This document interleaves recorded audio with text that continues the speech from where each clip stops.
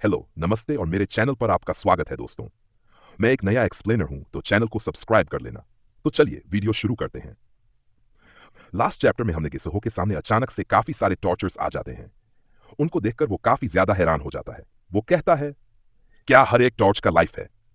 तभी सूहो सिस्टम के एरर को भी देखता है, जहां पर लिखा होता है कि दूसरी दुनिया के सब्सटेंस की वजह से सिस्टम में एक एरर आ गया है। सूहो मन में कहता है, क्या इस एरर की वजह से क्वेस्ट ऐसा अनफेयर हुआ है?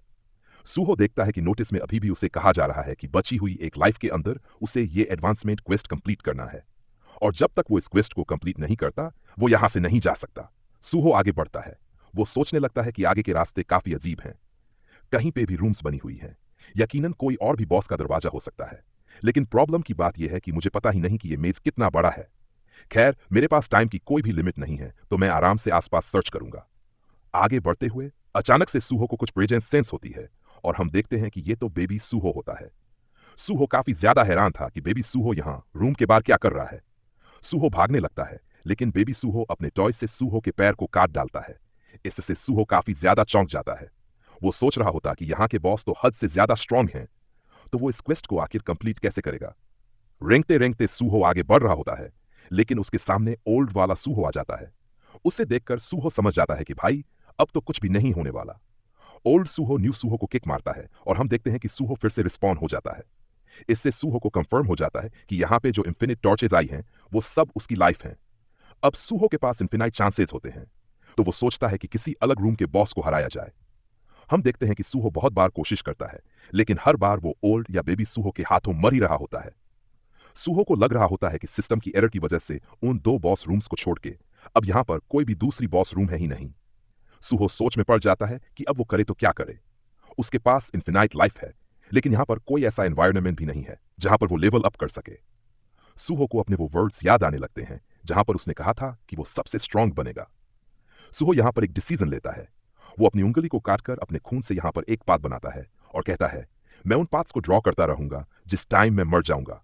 इसके बाद हमें सेल सिटी में दिखाया जाता है, जहां पर न्यूज चल रही होती है कि स्टारडस्ट को बंद कर दिया गया है, क्योंकि इसकी वजह से काफी सारे हंटर्स की मेमोरी जा रही है।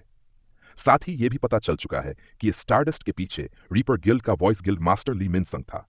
यहां पर हम देखते हैं कि हंटर एसोसिएशन में टाइग, चोई जिंजल और ये फ्रेगमेंट, ये सब इसी न्यूज को देख रहे होते हैं। टाइग कहता है, मुझे माफ कर देना, ये सब मेरी ही गलती है। अगर तब मैं ऐसे मिनसंग की बातों में नहीं आता तो ये सब होता ही नहीं। जिनचुल कहता है, हंटर लिम, अपने आप को ज्यादा दोष मत दो। जब मिनसंग मिला था उसका अपीयरेंस बिल्कुल भी नॉर्मल नहीं था, और उसके पास कोई भी ट्रांसफॉर्मेशन की स्किल नहीं है। जिनजल कहता है, क्या तुम ये कह रहे हो कि उसका वो हाल स्टारडस्ट की वजह से हुआ था? वो कहता है, मुझे पूरा तो यकीन नहीं है, लेकिन चांसेस हो सकते हैं। और हाँ, वहां पर एक हंटर भी था जो कि मिनसंग से फाइट कर रहा था। उसने एक ब्लैक मास्क पहना हुआ था। चोई कहता है, शायद फिर वही पर्सन होगा जिसने मिनसंग को खत्म कर दिया हो।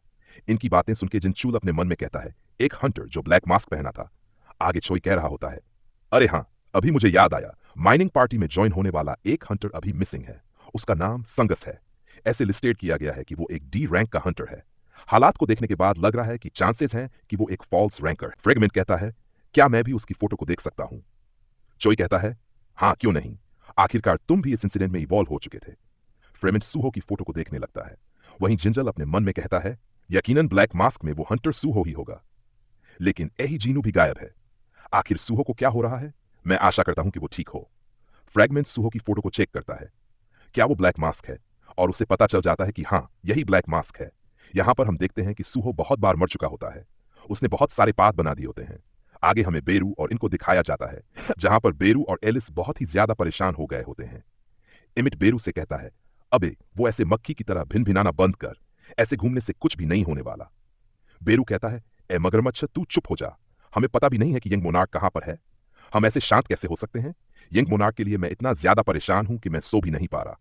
एसल कहती है, मैं जानती हूं मैं बेरू इतना क्यों एक्ट कर रहा है। 2 हफ्ते से ज्यादा हो गए हैं, अभी तक यंग मोनार्क का कुछ पता नहीं है। एमुट कहता है, मुझे लगता है तुम भी बहुत ही ज्यादा उनकी चिंता कर रही हो। एसल कहती है, तुम कुछ ज्यादा ही शांत नहीं हो? ऐसे हालत में तो तुम बहुत ही ज्यादा बेफिक्र लग रहे हो। क्या हम एक टीम नहीं है? हाँ, एमुट फिर कहता है, क्या तुम दोनों को सच में लगता है कि तुम यंग मोनार्क को जानते भी हो? खैर, मैं थोड़ा सा समझ पा रहा हूं कि तुम दोनों उसको ऐसे बच्चे की तरह ट्रीट क्यों कर रहे हो, क्योंकि तुम उसे ग्रेट शैडो मोनार्क से कंपेयर कर रहे हो। लेकिन मैं कभी भी शैडो मोनार्क से नहीं मिला। मुझे बस इतना पता है कि ट्रेनिंग के वक्त यंग मोनार्क खून से लथपथ हो गए थे। उनकी हड्डियां टूट गई थीं और उन्होंने अपनी मेंटल स्ट्रेंथ की लिमिट को भी सरपास कर डाला था। लेकिन उन्होंने हार नहीं मानी थी। मुझे उन पर पूरा यकीन है, चाहे हालात कैसे भी हो, वो उनका सामना करके वहां से लौट जरूर आएंगे। एमुट की बातें सुनकर इन दोनों का आत्मविश्वास बढ़ जाता है। एसल कहती है, हाँ, तुम सही कह रहे हो, हमें उन पर ट्रस्ट करना चाहिए। इधर सूहो भाई अपनी जान लगा रहा होता है, लेकिन वो बार बार बस मर ही रहा होता है। सूहो कहता है, मैंने गिनना बंद कर दिया है कि मैं कितनी बार मर चुका हूं। हालांकि बार बार मरने की वजह से मुझे एक बात पता चल चुकी है। साइकिक से जो मुझे खत्म कर रहा है वो है बेबी सूहो। उसका कोई भी लेवल नहीं है, पर उसकी रूलर अथॉरिटी स्किल मैक्स है। और दूसरा जो मुझे फिजिकली खत्म कर रहा है, उसका लेवल 99 है और उसका क्लास सोल स्ट्राइकर है। वो तो साला मॉन्स्टर है, मॉन्स्टर। यहां पर हम देखते हैं कि सूहो ने बहुत सारे रास्तों को कंप्लीट कर दिया होता है। अब उसके सामने एक लास्ट प्लेस रह गया होता है। सूहो कहता है, अगर वहां पे भी कोई दरवाजा नहीं होगा, इसका मतलब यह है कि उनको हराए बिना मैं इस एडवांसमेंट क्वेस्ट को कंप्लीट नहीं कर सकता। वैसे मैंने एक और चीज नोटिस की है, हर बार मैं किसी रास्ते में जाता हूं, ये मेरे पास थोड़ा जल्दी आने लग रहे हैं। सूहो के सामने फिर से बेबी सूहो आ जाता है। सूहो कहता है, यह मुझे आगे जाने से रोक रहा है। सूहो आगे बढ़ता है और अपने मन में कहता है, रूलर अथॉरिटी, ये एक इनविजिबल हैंड्स है। इसका मतलब मैं भी अगर अपनी सराउंडिंग को रूलर अथॉरिटी से कवर करता हूं, तभी बेबी सूहो अटैक कर देता है। लेकिन हम देखते हैं कि सूहो अपने रूलर अथॉरिटी की वजह से बच गया होता है। सूहो को मौका मिल जाता है, वो आगे बढ़ जाता है। उसके सामने साइड में एक रास्ता दिखाई देता है।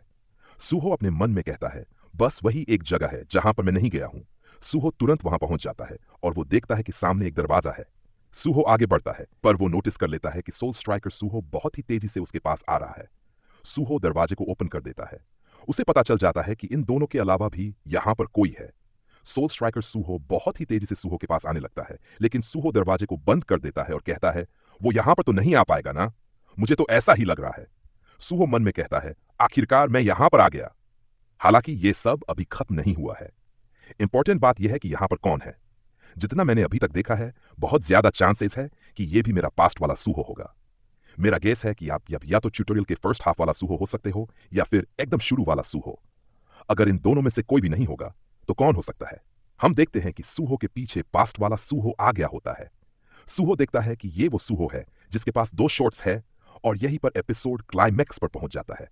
तो दोस्तों, अगर आप नए हैं तो चैनल को सब्सक्राइब कर देना, वीडियो को लाइक करना और मिलते हैं अगले धमाकेदार एपिसोड में। तब तक के लिए बाय बाय।